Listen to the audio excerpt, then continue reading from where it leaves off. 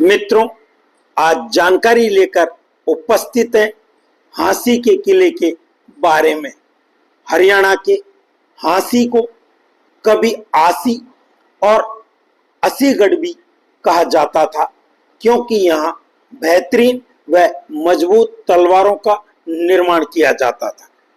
किले की बात करें तो पृथ्वीराज चौहान का यह किला करीब 30 एकड़ में फैला हुआ है। हालांकि इतिहास की धरोहर हांसी किताब के अनुसार 1858 के क्रांतिकारी दौर में हमले के दौरान इसकी दीवारें और भवनों को काफी नुकसान पहुंचा। आज भी किले के मलबे से निकले शिलाखंडों के टुकड़ों सड़कों व गलियों में पड़े हुए हैं। हांसी के प्राचीन शहर के 5 द्वारों में से एक यह एकमात्र द्वार बरसी गेट है जो प्राचीन संरचना के रूप में बचा हुआ है। इसे बरसी गेट के नाम से भी जाना जाता है। उस समय इसे हिंदुस्तान की दहलीज भी कहा जाता था, क्योंकि युद्ध के दौरान जो भी इसे पार कर लेता था, हिंदुस्तान पर उसी का राज होता था। गेट की ऊंचाई 30 मीटर के करीब है और यह भारत सरकार के संरक्षण में है। हालांकि आज बाजार के बीचों बीच स्थित इस दरवाजे के नीचे से लोग आराम से गुजरते हैं। शहर की सुंदरता में 4 चांद लगा रहे इस दरवाजे को सिर्फ इतिहासकार ही नहीं, बल्कि इतिहास में दिलचस्पी रखने वाले टूरिस्ट भी दूर दूर से आते हैं। फारसी शिलालेख के अनुसार इस प्राचीन प्रवेश द्वार का निर्माण सुल्तान अलाउद्दीन खिलजी ने वर्ष 1303 ईस्वी में करवाया था। यह एक नुकीला मेहराबदार द्वार है।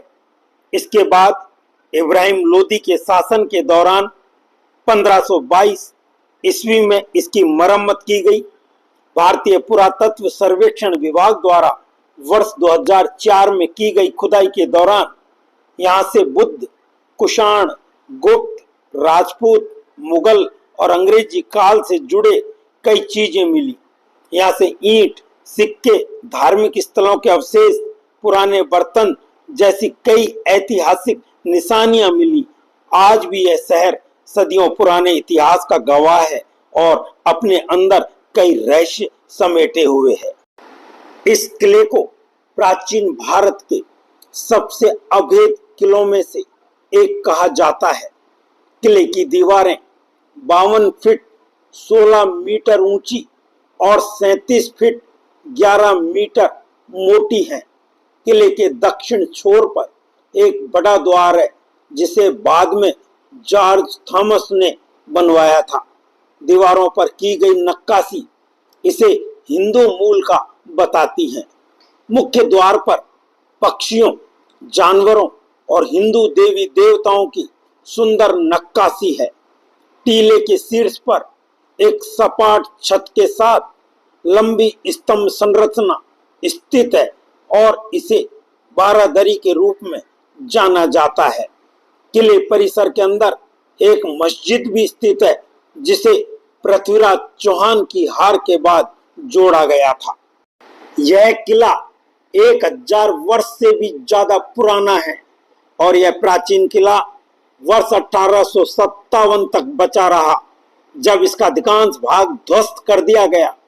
यह इमारत 36 चिनाई वाले खम्भों और नक्काशीदार छतों वाले मेहराबों पर टिकी है। अब एक विशाल 50 फुट ऊंचा टीला इस प्राचीन किले का प्रतिनिधित्व करता है, जिसकी सभी संरचनाएं टीले के ऊपर है। हिंदुस्तान की दहलीज के नाम से मशहूर हांसी का किला, इसे यह नाम इसलिए मिला क्योंकि यह कभी दिल्ली की ओर बढ़ने वाले आक्रमणकारियों के लिए मुख्य प्रवेश द्वार था। इस किले पर नियंत्रण का मतलब था उत्तर भारत पर शासन करना आसान। अब यह एक संरक्षित ऐतिहासिक स्थल है, जिसका बहुत महत्व है। बहुत पहले भारत पर आक्रमण करने वाली अधिकांश विदेशी सेनाएं उत्तर पश्चिम से प्रवेश करती थी। कई साम्राज्यों की राजधानी दिल्ली पहुंचने के लिए उन्हें हांसी से होकर गुजरना पड़ता था। इसी वजह से यहाँ बना किला एक प्रमुख सैन्य केंद्र बन गया। इस किले पर कब्जा करने का मतलब अक्सर दिल्ली तक पहुंचने और उस पर शासन करने में बढ़त हासिल करना होता था। इसीलिए इस किले को हिंदुस्तान की दहलीज की उपाधि मिली थी।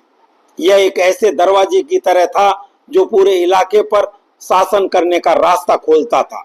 यह किला वीर राजपूत शासक पृथ्वीराज चौहान से बहुत जुड़ा हुआ है।